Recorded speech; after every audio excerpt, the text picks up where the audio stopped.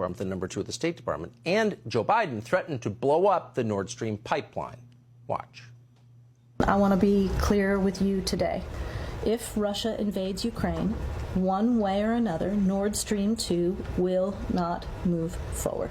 If Russia invades, that means tanks or troops crossing the border of Ukraine again. Then there will be no longer a Nord Stream 2. We will bring an end to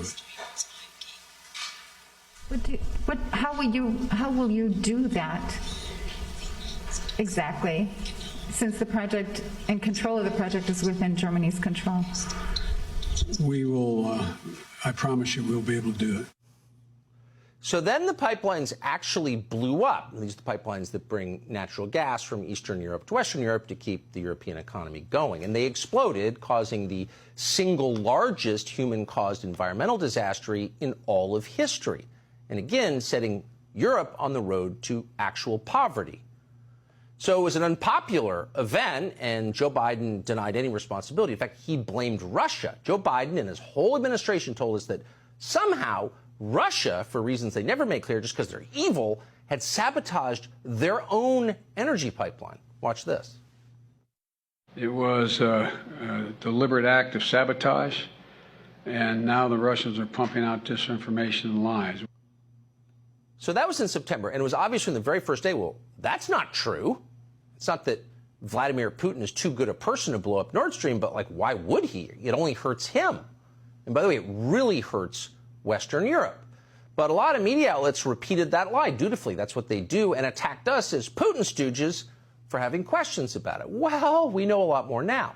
There have been a number of official investigations of what happened, and not one has found any evidence of Russian involvement. And now we have the actual answer to what happened. Oh, the Biden administration did it.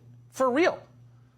Investigative reporter Seymour Hersh, who's been around for more than 50 years, just wrote a piece on Substack that includes this, quote, last June, the Navy divers, U.S. Navy divers, operating under the cover of a widely publicized midsummer NATO exercise known as Baltops 22, planted remotely triggered explosives that 3 months later destroyed 3 of the 4 Nord Stream pipelines, according to a source with direct knowledge of the operational planning. Now, this piece continues. It's probably the most comprehensive news story you will read this year. Seymour Hersh on Substack, you should read it. And it recounts in detail meetings with the National Security Advisor at the White House, where this was planned, exactly what explosives were used, how they were triggered, by what aircraft, on what day. So many details in here that it is not possible that it's not true. It is true. And in fact, no one at a high level in the U.S. government is denying it with any specificity, and said the White House is just dismissing it as utterly false, and no reporters are following up on this. Amazing. Aaron Mate is following up on it. He's with the Gray Zone. He joins us tonight. Aaron, I don't remember the last time I saw a story this well reported. It wasn't in the New York Times, Hersh's former employer. They wouldn't have run it. But the fact that nobody at the White House briefing today even asked about this story makes me think we are becoming North Korea. Tucker, this is a case where you have the motive.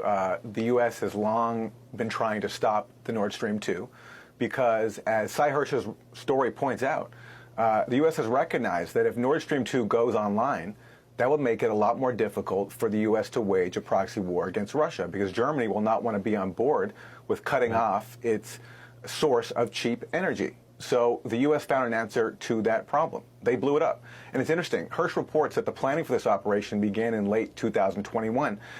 And that's when Russian forces were massing on the border of Ukraine, and there was a threat of the invasion. But something else happened.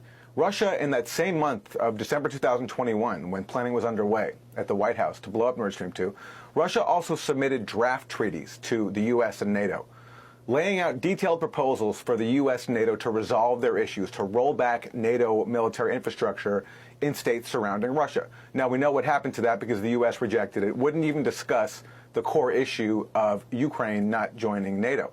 Instead, the U.S. chose to basically let the Russian invasion happen, and then when that happened, proceeded to engage in this operation to blow up Nord Stream 2. And they've made no secret about their embrace of this. The day after the Nord Stream 2 was sabotaged, Antony Blinken declared that this was a tremendous strategic opportunity.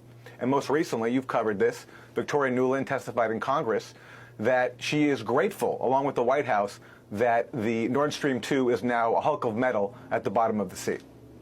I mean, NATO is a coalition of European powers led by the United States. The United States just wrecked their economies.